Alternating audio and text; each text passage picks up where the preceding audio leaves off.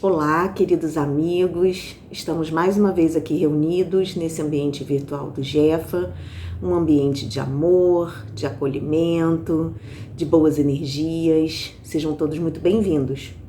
Hoje nós vamos receber o colega Milton Medran, do Centro Cultural Espírita de Porto Alegre, que vai discursar para a gente sobre o tema Leis Morais. E antes de a gente começar o estudo, vamos fazer uma prece.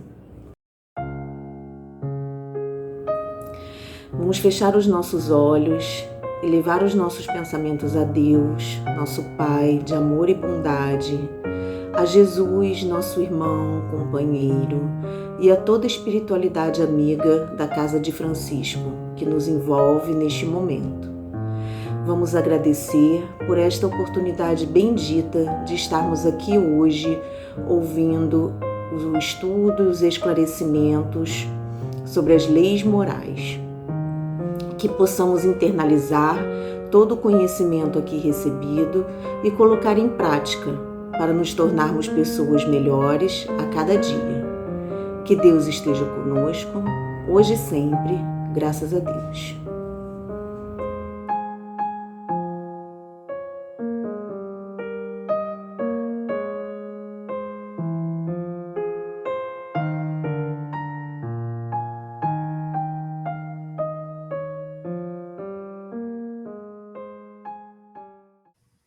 Queridos amigos, mais uma vez me sinto extremamente honrado em estar com os amigos do Grupo Espírita Francisco de Assis de Niterói, e dessa vez para um enfoque que para mim é muitíssimo caro, falar sobre as leis naturais. Talvez até pela minha formação, eu só conheci o Espiritismo depois que já estava na carreira do direito, já formado em direito, e provavelmente o que me tenha mais impressionado na doutrina espírita tenha sido exatamente essa sua visão daquilo que em direito nós chamamos de direito natural. O direito natural Bem, Kardec diz que ele está gravado, ele chama isso de leis naturais, que ele está gravado na consciência do ser humano. E a gente costuma definir o espiritismo, muito frequentemente, ou mais popularmente, como uma revelação, até se chama de terceira revelação, presumindo que a primeira tenha sido de Moisés, até já falamos sobre isso aqui, e a segunda de Jesus, e a terceira o Espiritismo, que é uma visão muito reducionista, digamos assim. Eu prefiro ver o Espiritismo exatamente, ou preferentemente, ou mais fundamentalmente, como uma doutrina ética, moral. E aí é que ele se insere exatamente na modernidade. Mas para a gente entender isso, o que é direito natural, do qual deriva essa expressão, as leis naturais, usada na terceira parte do Livro dos Espíritos, vamos retroceder lá aos antigos gregos e vamos nos basear, vamos encontrar numa das tragédias de Sófocles, que foi o grande dramaturgo grego, uma peça que se chama Antígona. E Antígona é exatamente o personagem, ou a personagem principal dessa tragédia, que é uma tragédia mesmo, uma tragédia grega, onde houve muitas mortes, onde houve suicídio, em busca de poder, etc. Mas o que nos interessa aqui é um episódio que está nessa tragédia grega, onde Sófocles descreve a morte de dois irmãos que brigaram entre si por questões de poder. Um era partidário daquele que seria depois rei, o Creonte. E nessa briga, os dois morreram. Se feriram de tal forma que os dois morreram. E Antígona, que era irmã desses dois personagens, levou à sepultura ambos, ou quis levar à sepultura ambos. Mas o rei Creonte proibiu-a de levar à sepultura aquele seu irmão que morrera assumindo posição contra o rei Creonte. Ela, corajosamente, essa personagem dessa peça, ela desobedece o rei Creonte e dá sepultura, enterra o seu irmão. E ela, então, é chamada frente ao rei Creonte, que a interpela. Como você teve coragem de desobedecer a minha ordem, enterrando o seu irmão, que não merecia sepultura? E ela disse, segundo essa peça, fez a seguinte afirmativa. Disse ela: agi em nome de uma lei que é muito mais antiga do que o rei. Uma lei que se perde na origem dos tempos e que ninguém sabe como foi promulgada. Quer dizer, no sentimento dessa personagem, de Antígona, acima das leis, acima de quaisquer leis, existe uma lei que ninguém sabe, dizia ela, quem a promulgou, que ela está na origem dos tempos e que era para ela a verdadeira lei. Bom, os tratadistas do chamado direito natural costumam trazer essa parte dessa tragédia como talvez a mais antiga expressão do que modernamente se chama, ou que, a partir da modernidade, passou a se chamar de direito natural. Bom, para se compreender o que é esse direito natural, vamos ainda continuar remontando ao tempo. E já também entre os gregos, Aristóteles costumava estabelecer uma diferença entre o que ele chamava de leis particulares e leis comuns. Estas, escritas ou não, são intuídas pelo homem, estão na natureza. Quer dizer, ele admitia que existem leis que são intuídas pelo ser humano e que, independente de serem escritas, de terem sido promulgadas ou não, elas são leis. Elas nos obrigam a determinados comportamentos. E Cícero, que também sabemos foi um grande humanista, ele era estoico, uma corrente pós-socrática, que também teve importância muito grande em toda a história da Grécia e depois em Roma também. Pois Cícero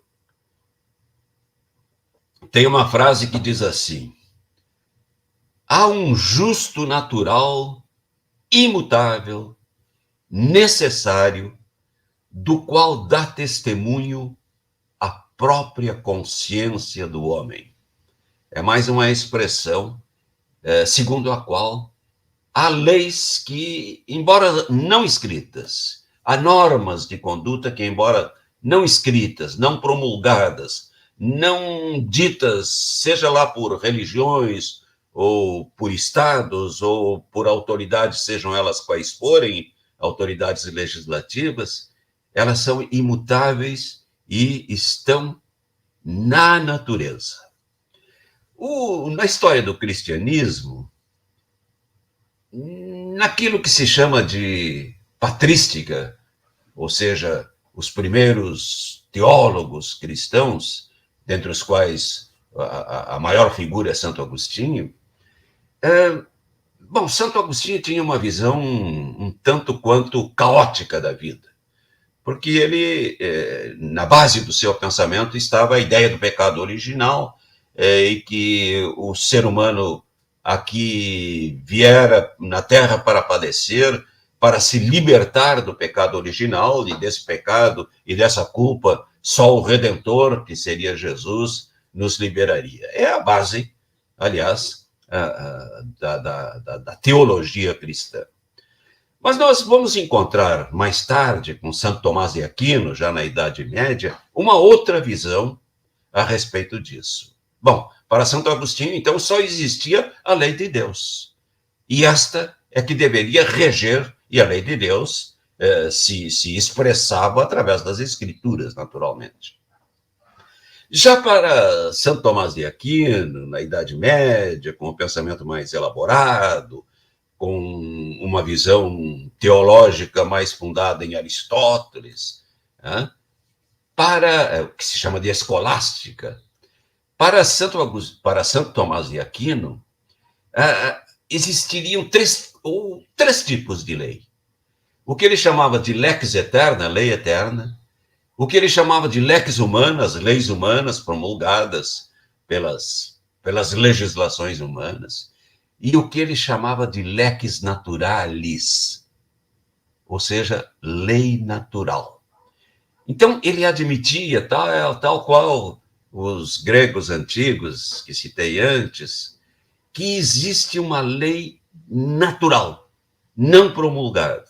Mas, evidentemente, como teólogo, como cristão, Tomás de Aquino dizia que a mais importante lei era aquela que emanava da divindade, que estava escrita nas escrituras sagradas, e que essa deveria ser absoluta, e que mesmo que a lei natural, essa gravada na consciência, etc., determinasse alguns comportamentos ou algumas ações, elas deveriam ser submetidas àquilo que dizia a Bíblia, àquilo que diziam as Escrituras, aquilo que necessariamente não passava pela razão, mas que seria revelação. Bom, essa é a situação que Allan Kardec encontra no seu tempo. Vejam como é importante analisar o pensamento de Kardec a partir da história do pensamento humano e inseri-lo especialmente na modernidade, né? Que é onde acontece essa emancipação do ser humano, emancipação da religião, emancipação da fé cega, etc. E Allan Kardec, sabemos nós, está muito bem inserido nisso. Então, Kardec, em toda a sua terceira parte do Livro dos Espíritos, que ele chama de leis morais, leis divinas ou naturais, ele trata dessas questões. E trata muito bem. Na questão 614, ele pergunta aos espíritos o que é a lei divina. E os espíritos respondem assim, vejam que interessante analisar essa questão. A lei divina é a própria lei natural. Vejam bem, aquilo que lá antes Tomás de Aquino dizia que era uma coisa independente do que ele chamava de lex eterna, aquela que derivava da revelação divina pelas Escrituras, os espíritos, respondendo a Kardec, dão como sinônimos. Lei eterna é a mesma lei divina. Ela é a única, diz essa questão, continuam definindo os espíritos, ela é a única que nos conduz à felicidade. E o homem, o ser humano, ela nos indica o que devemos fazer e o que não devemos fazer. E o ser humano só é infeliz quando dele se afasta. Aí está toda a estrutura da ética, do pensamento, da moral espírita. que a gente costuma dizer que é uma revelação, mas muito mais do que uma revelação, ela é um patrimônio do ser humano. É claro que os reveladores, os grandes reveladores, como diz, aliás, Allan Kardec, numa dessas questões onde ele trata da lei divina ou natural, e o próprio Jesus teriam vindo para nos recordar o quê? Recordar a lei natural que está gravada na nossa consciência. Então, toda a estrutura ética e moral do Espiritismo está fundada nisso, numa lei eterna, no ditame do que devemos fazer e o que não devemos fazer, segundo a questão 614 do Livro dos Espíritos, de tal forma que o ser humano, feito para a felicidade, olha, isso é diferente daquela visão bíblica de que nós estamos aqui para nos redimir do pecado original cometido lá pelos nossos pais, Adão e Eva, né? E que só nos redimiremos pelo batismo, pela religião, enfim, né? É muito diferente. Ela está gravada na nossa consciência, ou seja, o ser humano que nasce, segundo ainda a doutrina espírita, simples e ignorante, nasce como espírito, nos primórdios de sua humanização. Simples e ignorante, ou seja, nem bom, nem mal, nasce simples e ignorante, ele, pelo aprendizado e pela apreensão da lei natural que está gravada na sua consciência, ele é um ser destinado à felicidade. Essa é uma base fundamental da filosofia espírita. Eu tive a oportunidade, agora recentemente, de explorar um pouco mais num livro que escrevi juntamente com a nossa companheira, presidente da CEPA, Associação Espírita Internacional, um livro que se chama, é um e-book, e que pode ser encontrado e pode ser baixado livremente, gratuitamente, pela internet, na página da CEPA, Associação Espírita Internacional. Nesse livro, que faz parte de uma coleção, que se chama Coleção Livre Pensar, nesse e-book, Jacílio e eu desenvolvemos essa tese, basicamente da ética e da moral espírita, não como uma revelação divina, mas como algo que está impregnado no próprio ser humano, na sua natureza, na identidade do próprio espírito, que nasce simples e ignorante. Esse livro se chama, se quiserem consultá-lo, se chama Espiritismo, Ética e Moral. E pode ser baixado lá na página onde tem lá Coleção Livre Pensar. Coleção Livre Pensar, ele pode ser baixado gratuitamente. Então, esse tema, eu gosto muito dele e agradeço, aliás, pela oportunidade de fazermos essa reflexão. Então, o que eu estou querendo dizer é que o Espiritismo é uma nova revolução que está inserida, muito bem inserida, em todo esse processo de emancipação humana que surge lá no Iluminismo, depois da Revolução Francesa, especialmente. Por isso que o Espiritismo é uma doutrina moderna. Ela se insere inteiramente na visão moderna de homem, do ser humano moralmente emancipado, e que desperta uma visão humanista, uma visão otimista acerca do ser humano e da vida humana. Quer dizer, nós não estamos aqui porque pecamos, nós estamos aqui porque somos seres criados, simples e ignorantes, somos emanações da própria divindade, e que na vocação humana está inserida a felicidade, e que a felicidade ela está intimamente ligada à prática do bem, à prática moral, a uma vida ética saudável, né? Religiosa ou não, isso pouco importa. Há religiosos que não seguem isso, e muitos. E há ateus que são eticamente exemplares, né?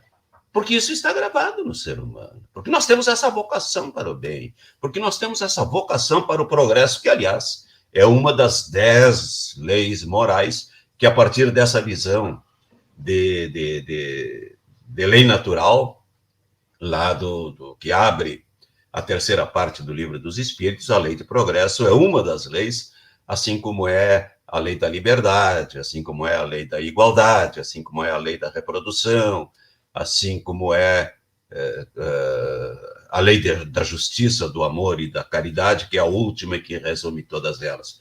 Porque Kardec teve essa visão e esse trabalho de, a partir dessa ideia, dessa grandiosa ideia da lei natural gravada na própria consciência, estabelecer ou enunciar 10 grandes leis, né, que começa lá com a lei de adoração, lei de trabalho, lei de reprodução, lei de destruição, enfim, e outras que eu já citei, 10 grandes leis onde ele busca enfocar todas as grandes questões humanas, todas as grandes questões éticas, sociais, humanas, lei de sociedade é uma delas, né? Nessa visão da lei natural, de que existe. Isso, de uma certa forma, é algo emancipador do homem. Kardec chega a perguntar, nessas reflexões que ele faz com os espíritos, na terceira parte do Livro dos Espíritos, se seria possível ao ser humano, as sociedades humanas, as coletividades humanas, serem regidas apenas pela lei natural, por essa lei que está gravada na consciência do ser humano e que independe de legislações positivas. Né? Se seria possível isso? E os espíritos respondem, bom, isso seria o ideal, mas é evidentemente que o ser humano, no seu processo de crescimento, no seu processo de progresso institucional, ele precisa de leis que rejam, né? Até porque há aqueles que se desviam, e quanto, né, que se desviam dessa lei gravada na sua própria consciência por razões as mais diversas, né? Por razões as mais diversas, por más influências, por incompreensão da própria lei natural, que, aliás, é uma das perguntas do Livro dos Espíritos.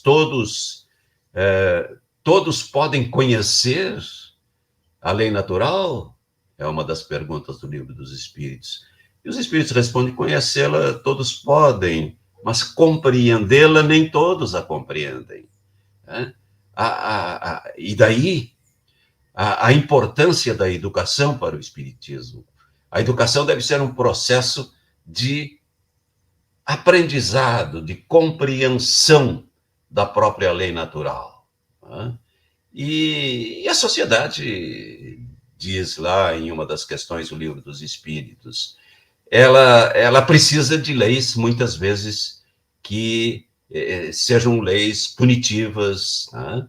Que sejam leis que conduzam o ser humano pela resposta que o Estado tem de dar às violações das leis, que, por sua vez, das leis positivas, que, por sua vez, devem se inspirar sempre nas leis naturais, e pela transgressão disso, evidentemente, o Estado tem que assumir, às vezes, posições, ou a sociedade, né, legitimamente organizada através do Estado, deve responder às violações da lei.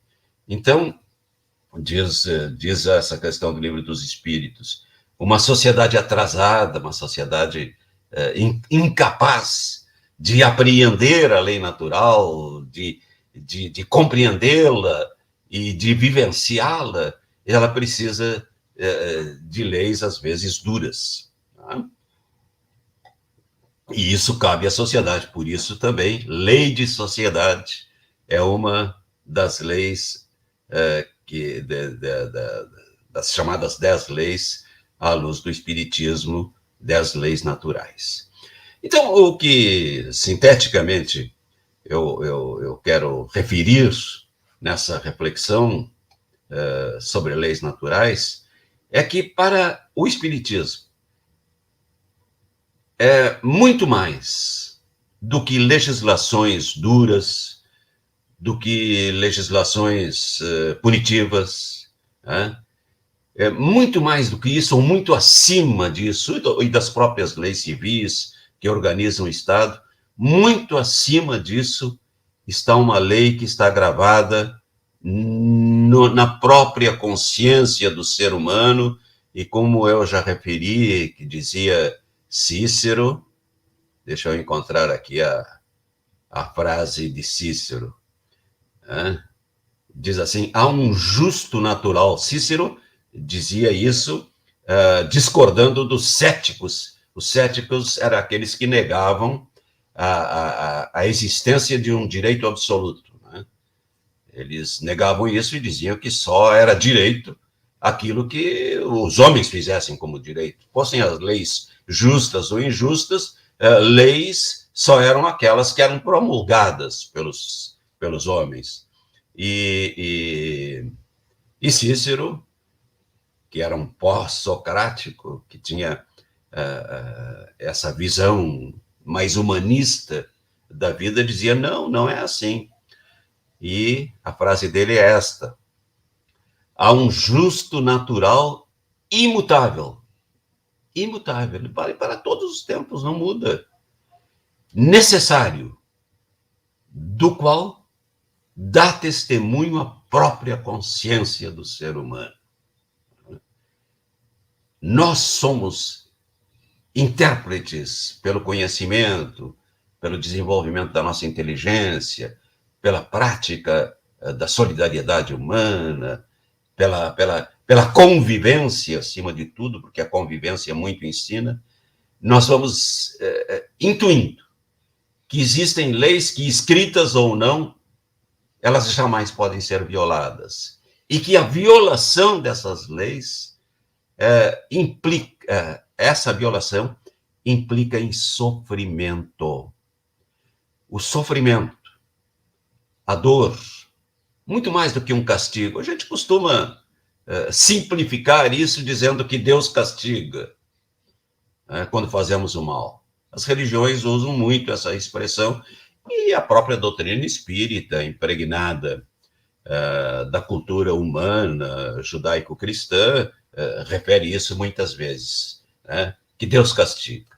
Mas tomemos isso como uma linguagem figurada. Não é Deus que castiga. O sofrimento, ele é atraído por nós próprios pela transgressão da lei natural. O sofrimento é resultado da transgressão da lei natural. Muito simples. É aquilo que dizia Einstein. Se você joga uma bola na parede, ela volta para si. Se você joga forte, ela volta forte. Se você joga fraco, ela volta fraco. Se você joga uma bola vermelha, ela volta vermelha. Né? Por isso, dizia Einstein, nunca jogue uma bola da forma como você não queira recebê-la. Né? Então, essa é uma lei da vida. E esta é a própria base da moral, da ética espírita. Não há necessidade de castigos, e por isso uma das primeiras formulações sobre o futuro do ser humano, da alma humana, trazidas pelo Espiritismo, é de que não há penas eternas. Não poderia haver penas eternas, porque o ser humano, a alma humana, o espírito, é algo em constante progresso, em constante aprendizado, com quedas, é verdade. Com quedas que são imanentes ao próprio crescimento e que são resultados da nossa própria ignorância ou da nossa própria incapacidade ou de nossa própria negligência ou de nossa própria imperícia. Né? São resultados, mas sempre resultados. E é por isso a importância daquela questão que eu referi lá no início, a questão 614. A lei natural é aquela que nos diz o que devemos fazer e o que não devemos fazer. Ela é aquela que nos leva à felicidade. O ser humano só é infeliz quando se afasta da lei natural. Esta é a base, é toda a base da ética espírita, que por isso dispensa castigos. Você não precisa ser castigado ou ser premiado porque viveu de acordo com a lei natural. Um grande filósofo, que foi Spinoza, dizia assim: a bem-aventurança não é um prêmio pela prática do bem.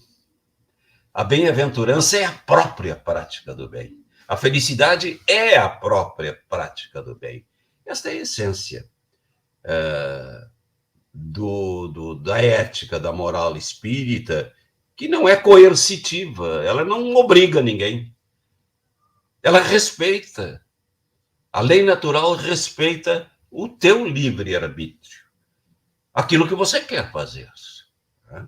Você é responsável pelo que você faz, mas você também deve aceitar as consequências do seu procedimento como consequências naturais, sabendo que eles não são eternos, que eles são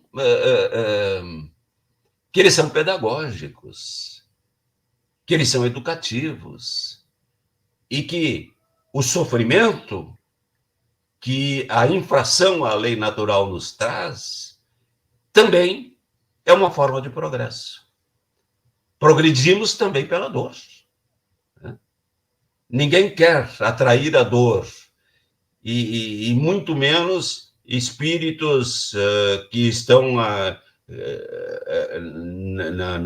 nos prelúdios do seu processo reencarnatório, se programam dores, sofrimentos para si. Eles podem até entender que determinados sofrimentos que a encarnação lhes poderá trazer ainda poderá ser consequência de procedimentos errados. Quando nós procedemos errado, nós temos que assumir as consequências. Mas é preferível que não tenhamos que passar por isso. É preferível que entendamos, compreendamos a lei natural e procedamos de uma certa forma a evitar o sofrimento, ou seja, a atingirmos a felicidade que é a própria, que está gravada, que é o próprio destino do ser humano. Essa é a visão otimista que o Espiritismo nos traz. Então, essa era a reflexão, eu creio que o tempo está se esgotando, e essa é a reflexão que gostaríamos de fazer, né? Afastando um pouco aquela ideia do castigo, aquela ideia do sofrimento como imposição divina, porque transgredimos este ou aquele mandamento, ou porque transgredimos esta ou aquela, ou agimos dessa ou daquela outra forma. Se fazemos isso por ignorância, a lei natural saberá nos conduzir a processos educativos que superem isso. Se fizermos isso sabendo que estamos fazendo mal, será natural que soframos as consequências disso, né? Como forma de aprendizado, ou às vezes a única forma de aprendizado para determinados espíritos, a única forma de aprendizado. E aí, provavelmente, esse espírito não tenha atingido aquilo que chamamos de autonomia do ser humano e seja regidos por outros espíritos que facilitam esse processo esses mecanismos da vida que serão pedagógicos para eles. É a visão que temos de lei natural, desse tema que é fundamental para distinguirmos o espiritismo das próprias religiões judaico-cristãs, da forma como sempre tratamos essas questões, como castigos, recompensas, etc, etc. E para encerrar, meus amigos, eu tenho uma reflexão muito bonita que esses dias eu encontrei da Madre Teresa de Calcutá, aquele espírito iluminado que toda a humanidade aprendeu na contemporaneidade, já que ela viveu no nosso tempo, né? E foi um exemplo de dedicação ao semelhante. Ela escreveu, ou teria escrito, às vezes a gente não sabe se é bem dela ou se é atribuído a ela, mas esse texto é atribuído à Madre Teresa de Calcutá e que tem o título de Assim Mesmo. E diz assim: muitas vezes as pessoas são egocêntricas, ilógicas e insensatas. Perdoe-as assim mesmo. Se você é gentil, as pessoas podem acusá-lo de interesseiro. Seja gentil assim mesmo. Se você é um vencedor, terá alguns falsos amigos e alguns inimigos verdadeiros. Vença assim mesmo. Se você é honesto e franco, as pessoas podem enganá-lo. Seja honesto e franco assim mesmo. O que você levou para construir, alguém pode destruir de uma hora para outra. Construa assim mesmo. Se você tem paz e é feliz, as pessoas podem sentir inveja. Seja feliz assim mesmo. O bem que você faz hoje pode ser esquecido amanhã. Faça o bem assim mesmo. Dê ao mundo o melhor de você. Mas isso pode não ser o bastante. Dê o melhor de você assim mesmo. Veja, Teresa de Calcutá conclui assim: veja você que no final de contas é tudo entre você e Deus. Nunca foi entre você e os outros. Eu diria, veja assim que isso é entre você e o universo. Porque do universo, do qual emana essa lei natural que tudo ilumina, porque esse mesmo universo você está ajudando a construir, a reconstruir, a melhorar através da prática do bem, através da compreensão e da vivência daquilo que simplesmente a doutrina espírita chamou lei natural. Muito obrigado.